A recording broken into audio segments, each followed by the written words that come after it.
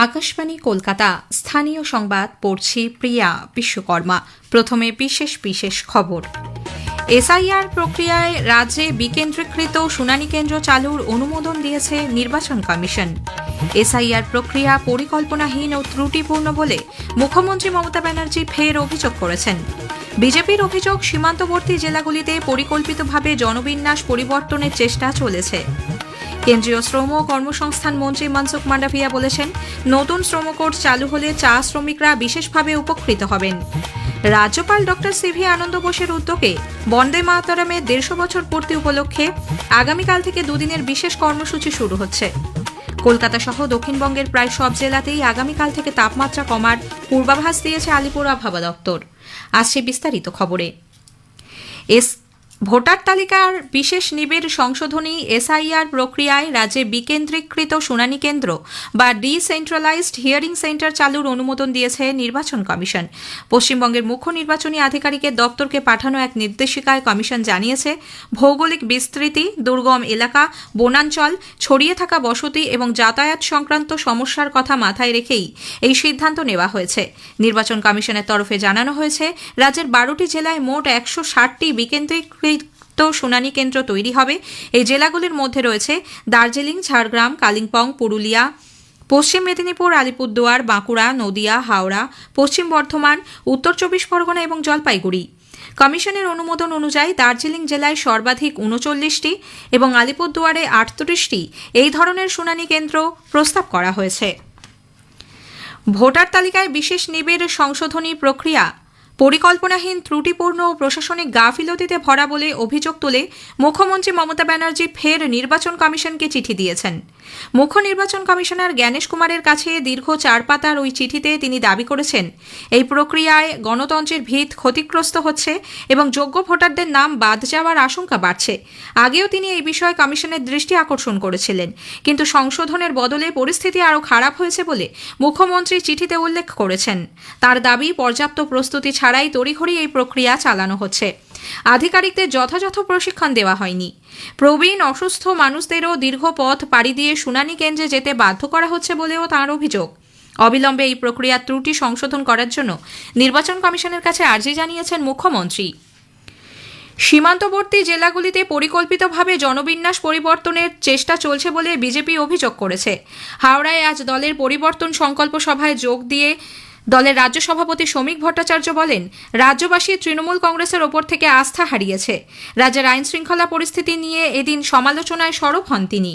বাংলাদেশ থেকে লোক নিয়ে চলে আসছেন, রোহিঙ্গাদের নিয়ে চলে আসছেন। মুখ্যমন্ত্রী বলছেন, যারা মারা গেছে তো কি হয়েছে? যারা মারা গেছে তারা তো কারোর ভাই ছিল, কারোর বোন ছিল, বাবা ছিল, একটু ওদের নামটা ভোটার লিস্টে রেখে দেওয়া যায় না? আজকে ভোটার লিস্ট শুদ্ধিকরণের কাজ চলছে, আর এই ভোটার লিস্ট শুদ্ধিকরণের কাজ শুধু এসআইআর এর মধ্যে দিয়ে সম্পন্ন হবে না। অন্যদিকে পুরুলিয়ার বান্দোয়ানের মাখলা ফুটবল ময়দানে পরিবর্তন সংকল্প সভায় যোগ দেন কেন্দ্রীয় শিক্ষা প্রতিমন্ত্রী সুকান্ত মজুমদার। বাংলাদেশি অনুপ্রবেশকারীদের রাজ্যের শাসক দল বাঁচানোর চেষ্টা করছে বলে এদিন অভিযোগ করেন তিনি। দক্ষিণ 24 পরগনার মগরাহাটে নির্বাচন কমিশন নিযুক্ত পর্যবেক্ষক সি মুরুগানের গাড়ি ঘিরে বিক্ষোভ এবং সরকারি কাজে বাধাদানের ঘটনায় রাজ্য পুলিশের মহানির্দেশকের কাছে বিস্তারিত রিপোর্ট তলব করেছে কমিশন। রাজ্য পুলিশের মহানির্দেশক রাজীব কুমারকে আগামী মঙ্গলবার বিকেল 5টার মধ্যে ঘটনার পূর্ণাঙ্গ রিপোর্ট জমা দিতে বলা হয়েছে। নির্বাচন কমিশন রাজ্যের আইন শৃঙ্খলা পরিস্থিতি নিয়ে আগামীকাল থেকে সাপ্তাহিক রিপোর্ট দেওয়ার জন্য সব জেলাশাসককে নির্দেশ দিয়েছে।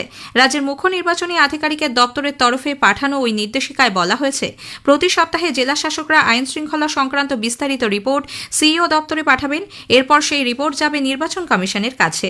ভোটের আগে নজরদারি আরও বাড়াতে ইতোমধ্যেই 25টি নোডাল এজেন্সি নিয়োগ করা হয়েছে। আগামীকাল থেকেই তারা কাজ শুরু করবে। প্রতিটি জেলায় জেলাশাসকের নেতৃত্বে আলাদা কমিটি গঠন করা হয়েছে, যারা এই নোডাল এজেন্সিগুলির সঙ্গে সমন্বয় রেখে কাজ করবে। পদ্মা নদী সাঁতরে ভারতীয় ভূখণ্ডে প্রবেশের পর প্রচণ্ড ঠান্ডায় অসুস্থ হয়ে এক বাংলাদেশি যুবকের মৃত্যু হয়েছে। মুর্শিদাবাদের রঘুনাথগঞ্জে ভারত বাংলাদেশ সীমান্তবর্তী পাতলাটোলা এলাকা থেকে আজ ভোরে রবিউল শেখ নামে বছর 30-এর ওই যুবককে আটক করে বিএসএফ। বাংলাদেশের চাঁপাইনবাবগঞ্জ জেলার বাসিন্দা রবিউল বিবস্ত্র অবস্থায় পদ্মা নদী পার হয়ে এদেশে ঢুকেছিল। এরপরই তাঁর শারীরিক অবস্থার অবনতি হয়। জঙ্গিপুর মহকুমা হাসপাতালে নিয়ে যাওয়া হলে চিকিৎসকরা তাঁকে মৃত ঘোষণা করেন। স্থানীয় সংবাদ শুনছেন আকাশবাণী কলকাতা কেন্দ্র থেকে। নতুন শ্রম কোড চালু হলে চা শ্রমিকরা বিশেষভাবে উপকৃত হবেন বলে কেন্দ্রীয় শ্রম ও কর্মসংস্থান মন্ত্রী মনসুখ মান্ডাভিয়া জানিয়েছেন। শিলিগুড়িতে ভারতীয় চা শ্রমিক ইউনিয়নের উদ্যোগে আয়োজিত এক অনুষ্ঠানে ড মান্ডাভিয়া বলেন, চা শ্রমিকদের জন্য সামাজিক সুরক্ষা, ন্যূনতম মজুরি সহ অন্যান্য সুবিধার সংস্থান রয়েছে নতুন শ্রম কোডে। नए सोशल सिक्योरिटी कानून लागू होने से सभी प्लांटेशन वर्कर्स को जो 40 इयर्स एबव है कंपलसरी हेल्थ सिक्योरिटी की गारंटी मोदी जी की ओर से मिलेगी। ESI की व्यवस्था सुविधा मिलेगी, ट्रीटमेंट की सुविधा मिलेगी। देश के सभी लेबर के अनुसार उसको मिनिमम वेतन मिलेगा। जो भारत सरकार फ्लोरवेज तय करेगी उसके बच्चे को पढ़ने के लिए अच्छी सुविधा देना सुनिश्चित हुआ है। छोटे बच्चे हैं, ऐसे महिलाओं के लिए बच्चे की संभाल के लिए भी व्यवस्था सुनिश्चित करी जाएगी। রাজ্যপাল ডক্টর সিভি আনন্দ বোসের উদ্যোগে জাতীয় স্তোত্র বন্দে মাতরমের 150 বছর পূর্তি উপলক্ষে আগামীকাল থেকে দুদিনের বিশেষ কর্মসূচির আয়োজন করা হচ্ছে। লোকভবন সূত্রে জানা গিয়েছে, এই দুদিনের কর্মসূচিতে বন্দে মাতরম এবং এর স্রষ্টা ঋষি বঙ্কিমচন্দ্র চট্টোপাধ্যায়ের প্রতি শ্রদ্ধা জানানো হবে। আগামীকাল সাহিত্য সম্রাটের স্মৃতি বিজড়িত 3টি স্থান, নৈহাটির বঙ্কিম ভবন গবেষণা কেন্দ্র, প্রেসিডেন্সি বিশ্ববিদ্যালয় এবং চুঁচুড়ার বঙ্কিম ভবন থেকে একযোগে 3টি মোটরসাইকেল র্যালি শুরু হবে। প্রত্যেক র্যালিতে বিশিষ্ট ব্যক্তি সহ 150 জন করে রাইডার অংশ নেবেন। 3টি র্যালি এসে মিলিত হবে জোড়াসাঁকোর ঠাকুরবাড়িতে। সেখানে অখণ্ড জ্যোতি প্রজ্বলনের মাধ্যমে অনুষ্ঠানের প্রথম পর্ব সম্পন্ন হবে। পরদিন 6 জানুয়ারি জোড়াসাঁকোর ঠাকুরবাড়ি থেকে ভিক্টোরিয়া মেমোরিয়াল হল পর্যন্ত অখণ্ড জ্যোতি নিয়ে এক বিশেষ র্যালির আয়োজন করা হচ্ছে। এই র্যালির নেতৃত্ব দেবার কথা প্রখ্যাত ক্রীড়াবিদ পিটি উষার। 2025 সালের মধ্যে ভারত সম্পর্কে সারা বিশ্বের চিন্তাভাবনা পরিবর্তিত হয়েছে। নির্ণায়ক শক্তি হিসেবে উঠে এসেছে ভারত, একটি প্রতিবেদন। ভারত সম্পর্কে সারা বিশ্বের ধারণা উল্লেখযোগ্যভাবে পরিবর্তিত হয়েছে। IMF ইউপিআই কে বিশ্বের বৃহত্তম রিয়েল টাইম পেমেন্ট হিসেবে স্বীকৃতি দিয়েছে। BOFA সমীক্ষায় এশিয়ার সবথেকে পছন্দের বাজার হিসেবে জাপানকে সরিয়ে ভারত জায়গা করে নিয়েছে।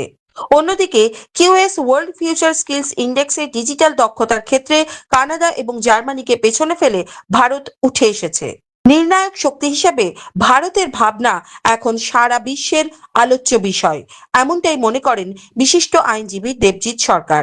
এখন ভারতের কেউ পক্ষে থাকতে পারেন বিশ্বমঞ্চে, কেউ বিরোধিতা করতে পারেন, কিন্তু উপেক্ষা কেউ করতে পারবেন না।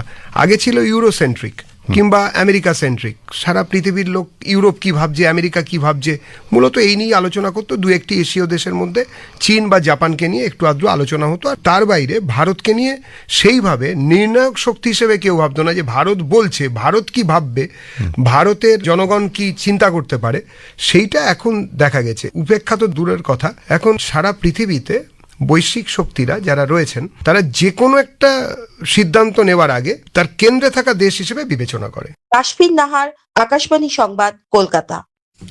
IIT খড়গপুরে ইয়াং ইনোভেটরস প্রোগ্রাম YIP-র 7ম সংস্করণ অনুষ্ঠিত হয়েছে। দুবাই এবং ভারতের বিভিন্ন অংশ থেকে মোট 340টি দল এই প্রতিযোগিতায় অংশ নেয়। পড়ুয়াদের হাতে পুরস্কার তুলে দেন কেন্দ্রীয় শিক্ষা প্রতিমন্ত্রী সুকান্ত মজুমদার। তিনি বলেন, আজকে আমাদের ছেলেমেয়েরা, ভারতবর্ষের ছেলেমেয়েরা যে ধরনের ইনোভেশনের কথা চিন্তা ভাবনা করছে, এটা সত্যিই আমাদেরকে উৎসাহিত করছে। এবং যেভাবে এইটুকুটুকু বাচ্চারা এই ধরনের চিন্তা ভাবনা করছে, আমাদেরকে সত্যিই আশ্চর্য করছে তারা, যে আগামী দিনে তারা ভারতবর্ষকে বিকশিত ভারত তৈরিতে গুরুত্বপূর্ণ ভূমিকা পালন করবে। আসন্ন গঙ্গাসাগর মেলার প্রস্তুতি খতিয়ে দেখতে মুখ্যমন্ত্রী মমতা ব্যানার্জি দক্ষিণ 24 পরগনার সাগরে যাচ্ছেন আগামীকাল। দুপুরে এক অনুষ্ঠানে দূরনিয়ন্ত্রিত ব্যবস্থার মাধ্যমে সাগর সেতুর শিলান্যাস করবেন তিনি। ইতোমধ্যেই বহু পুণ্যার্থী গঙ্গাসাগরে পৌঁছেছেন। দক্ষিণবঙ্গের ন্যূনতম তাপমাত্রা আজ কিছুটা বাড়লেও আগামীকাল থেকে কলকাতা সহ প্রায় সব জেলাতেই তা আবার 2 থেকে 3 ডিগ্রি পর্যন্ত কমার সম্ভাবনা রয়েছে। কলকাতায় আজ সর্বনিম্ন তাপমাত্রা স্বাভাবিকের থেকে বেশি থাকলেও সর্বোচ্চ তাপমাত্রা উল্লেখযোগ্যভাবে প্রায় 6 ডিগ্রি কম ছিল। অন্যদিকে দার্জিলিং পাহাড়ি এলাকায় আজ সর্বনিম্ন তাপমাত্রা ছিল 2 ডিগ্রি সেলসিয়াস, যা ওই এলাকায় এই মৌসুমের সব থেকে কম। আগামী 2 দিন সেখানে তুষারপাত হতে পারে বলে জানানো হয়েছে। সকালের দিকে ঘন কুয়াশার সম্ভাবনা থাকায় উত্তরবঙ্গে দিনের তাপমাত্রা 3 থেকে 4 ডিগ্রি কমবে। শেষ করার আগে স্থানীয় সংবাদের বিশেষ কিছু অংশ আরও একবার। SIR প্রক্রিয়ায় রাজ্যে বিকেন্দ্রীকৃত শুনানি কেন্দ্র চালুর অনুমোদন দিয়েছে নির্বাচন কমিশন। SIR প্রক্রিয়া পরিকল্পনাহীন ও ত্রুটিপূর্ণ বলে মুখ্যমন্ত্রী মমতা ব্যানার্জি ফের অভিযোগ করেছেন। স্থানীয় সংবাদ শেষ হলো।